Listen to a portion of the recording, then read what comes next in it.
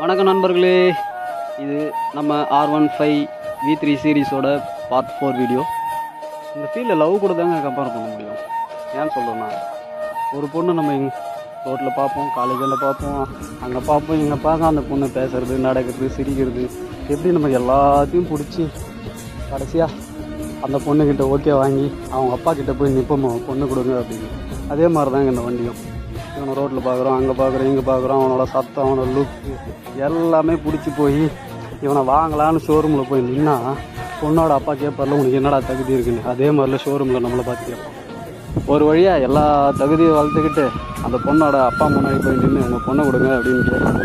டேய், நீ வரமாட்டேன்னு நினச்சேன், வந்துட்டியான்ற மாதிரி ஒரு மாதிரி சர்க்காசமாக பார்ப்பார்ல, அப்படி தாங்க ஷோரூம்லேயே என்னை பார்த்தான்.